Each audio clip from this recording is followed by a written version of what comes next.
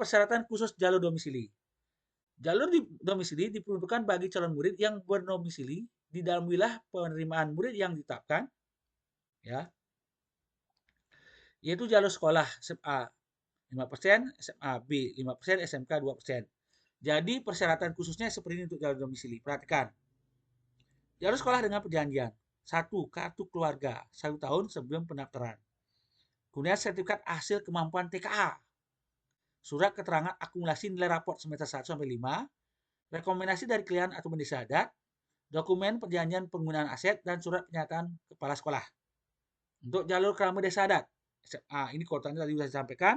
Syaratnya kartu keluarga 1 tahun sebelum pendaftaran. Jadi ingat kartu KK itu tolong disahkan itu minimal 1 tahun sebelum pendaftaran.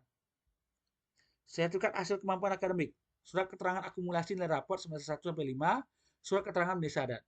Nah, jalur administrasi kependudukan, kartu KK 1 tahun sebelum pendaftaran, sertifikat hasil kemampuan akademik, surat keterangan akumulasi nilai raport. Jadi intinya adalah KK 1 tahun sebelum pendaftaran dan juga sertifikat hasil kemampuan akademik. Itu yang paling penting. Tolong disimak. Ya, apabila surat hasil tes kemampuan akademik belum terbit sampai batas waktu pendaftaran, nilai TKA akan didasarkan pada database yang tersedia pada sistem penerimaan murid baru yang di dinas, ya.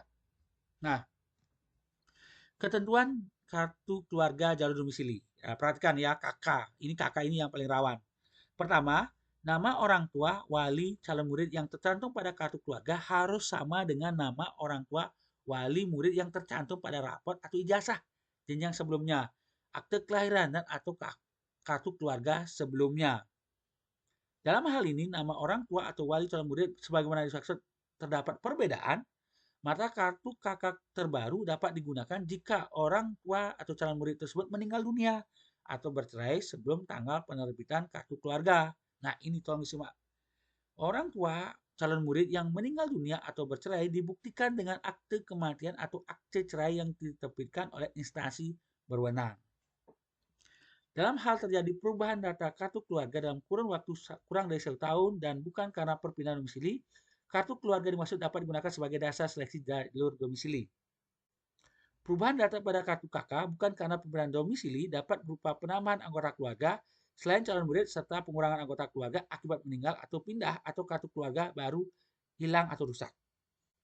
Dalam hal terdapat perubahan data pada kartu KK harus ditekankan kartu keluarga yang lama bagi kartu keluarga yang mengalami perubahan data atau rusak atau surat keterangan kehilangan dari Kepolisian Negara Republik Indonesia apabila kartu KK hilang. Ya, ini lumayan berat ya untuk ketentuan kartu KK.